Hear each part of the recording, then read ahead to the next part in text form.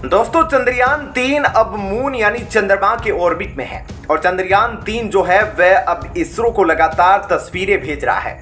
लेकिन एक ऐसा सिग्नल भी चंद्रयान 3 ने इसरो को भेजा है जिससे यह पता चल रहा है कि चंद्रयान 2 भी एक्टिव है अभी भी, और इससे खलबली मची हुई है इसरो के साइंटिस्टों के बीच। क्या कुछ है अब आपको थोड़ा डिटेल में बताते हैं। दोस्तों चंद्रयान 3 को लेकर अब एक से बढ़कर एक बड़ी खबरें निकलकर सामने आ रही है और इसरो सबसे पॉजिटिव खबर यह दे रहा है कि चंद्रयान 3 जिस कक्षा में और जिस गति से चलना चाहिए उस गति से चल रहा है। और अब चंद्रयान 3 की जो पोजीशन है उसके हिसाब से चंद्रयान पृथ्वी की कक्षा से 85,000 किलोमीटर दूर यानी कि पृथ्वी की चौथी कक्षा को पार कर चुका है और अब वह जल्द ही 5वीं कक्षा में प्रवेश कर जाएगा। और यही चंद्रयान 3 की करंट लोकेशन है और उसने अपने कई हिस्सों को जमीन पर गिरा भी दिया है और वह काफी तेजी के साथ आगे बढ़ रहा है। लेकिन इन सब के बीच अच्छी खबर यह निकल कर आई है कि चंद्रयान 3 के चांद पर पहुंचने से पहले चंद्रयान 2 ने एक ऐसा साइन दे दिया है जिससे इसरो के वैज्ञानिक खुश हो गए हैं।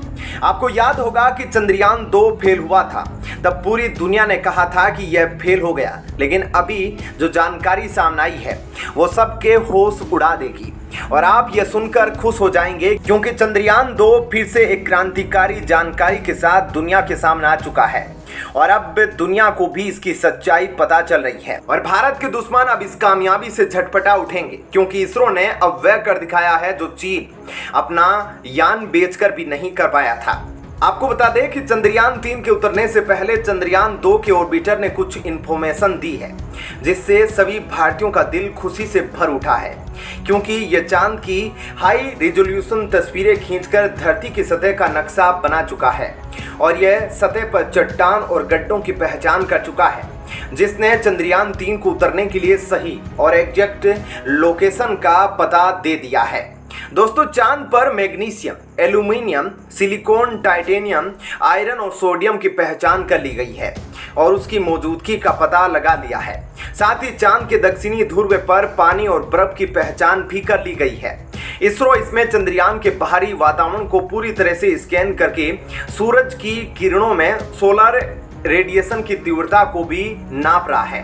ऐसे में चंद्रयान 2 एक्टिव हुआ तो उसने लोकेशन की तस्वीरें उसने इसरो को भेज दी है जिससे इसरो अब बड़ी आसानी से चंद्रयान 3 को उस इलाके में उतारने में सक्षम होगा। ऐसे में इस बार लग रहा है कि इस वजह से भी चंद्रयान को काफी आसानी होगी वहां उतरने में क्योंकि वहां का सारा एरिया अब पता चल गया है कि कहां पर पानी है, कहां पर सूखा है और कहां पर गड्ढा है, कहां पर रेत है। ये सारी चीजें वहां दिखाई दे रही है। साथ ही magnesium, aluminium, silicon, calcium, iron और सोडियम की पहचान हुई है। चंद्रयान 2 लगभग 10,000 से भी ज्यादा चक्कर चंद्रमा के लगा चुका है और वहां से तमाम तस्वीरें इसरो को भेज चुका है। ऐसे में चंद्रयान 3 के लिए अब काफी ज्यादा आसानी होने वाली है। आप समझ सकते हैं कि किस तरह से चंद्रयान 3 के लिए चंद्रयान 2 ने वह काम कर दिया है जिसके बाद अमेरिका, चीन और दुनिया की तमाम स्पेस एजेंसियों को काफी हैरानी है। इसके बाद अब चंद्रयान 3 का चांद पर सक्सेसफुली उतरना बिल्कुल तय माना जा रहा है। चंद्रयान 3 के बारे में आपको थोड़ा सा बता दे तो यह पृथ्वी की चौथी कक्षा में घूम रहा है। इसरो के मुताबिक यह जल्द ही पृथ्वी की 5वीं कक्षा में पहुंच जाएगा। इसके बाद यह चांद की कक्षा में जाएगा और 20 दिनों तक यह चांद की कक्षा में घूमेगा और फिर चांद पर इसकी लैंडिंग करवाई जाएगी। तो दोस्तों ऐसे में इस खबर के बारे में आपकी क्या राय है हमें कमेंट करके जरूर बताएं। और अब आपको बताते हैं ऐसी ही एक और बड़ी खबर। दोस्तों जैसे जैसे चंद्रयान 3 चंद्रमा के नजदीक पहुंच रहा है वैसे वैसे उसकी स्पीड भी बढ़ती जा रही है क्योंकि वह अब धरती के ग्रेविटेशनल फोर्स से जुदा हो चुका है। चंद्रमा की ग्रेविटेशनल फोर्स में मौजूद है और वहां पर जो चंद्रयान 3 की स्पीड है वह 40,000 किलोमीटर प्रति घंटे से भी ज्यादा है। ऐसे में अब इसरो क्या कर रहा है और अब इसरो को इसलिए ध्यान देना होगा क्योंकि अब थोड़ी सी चूक चंद्रयान 3 मिशन को फेल कर सकती है। लेकिन आप दुआएं करें, कमेंट बॉक्स में जय भारत जरूर लिखें। साइंटिस्ट का मनोबल बढ़ाने के लिए भी जरूर कुछ सीखे। इसरो क्या कर रहा है अब जब चंद्रयान 3 की स्पीड 40,000 किलोमीटर प्रति घंटे से भी ज्यादा है। अब चंद्रमा पर जल्दी ही लैंड करने वाला है। क्या कुछ हो रहा है वह डिटेल में हम आपको बताते हैं। दोस्तों चंद्रयान 3 जो अब धरती से 71,000 किलोमीटर की दूरी पर है, वह अब 1,00,000 किलोमीटर की दूरी को पार करके जाने वाला है और इसके बाद होगा सिंगल शॉट मिशन जो उसे चांद के हाईवे पर पहुंचा देगा।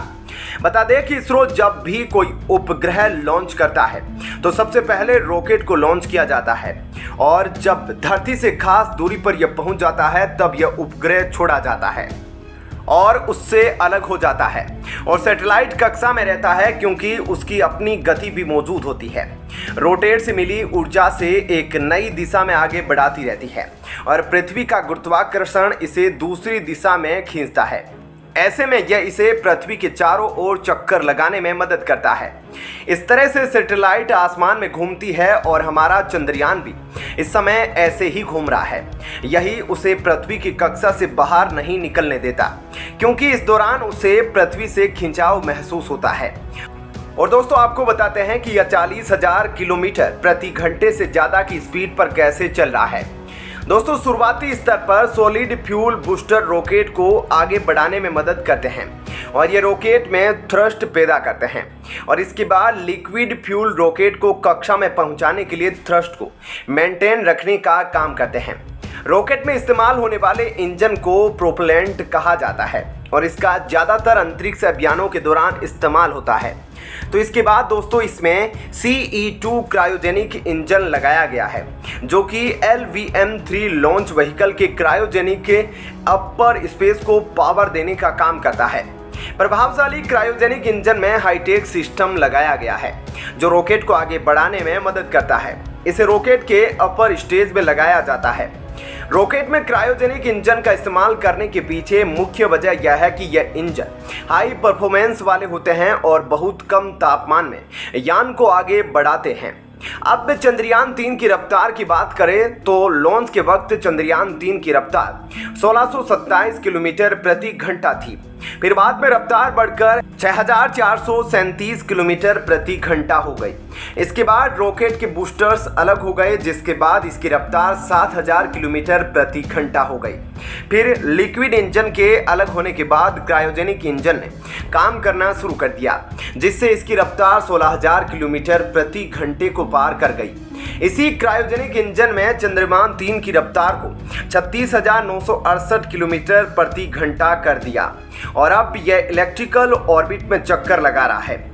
या चंद्रयान के प्रशिक्षण मॉड्यूल में लगे मैनवर के जरिए इलेक्ट्रिकल ऑर्बिट का दायरा बढ़ाया जा रहा है जहां 22 दिन रहने के बाद अब धरती से 1,00,000 किलोमीटर की दूरी को जैसे ही पार करेगा वैसे ही यह चांद की ऑर्बिट में ट्रांसफर हो जाएगा और यह समय होगा 31 जुलाई का जहां से एक सिंगल शॉट मारा जाएगा जिसके बाद 5 से 6 अगस्त को यह मून ऑर्बिट में दाखिल हो जाएगा जहां यह मून के आसपास 13 दिनों तक चक्कर लगाता रहेगा।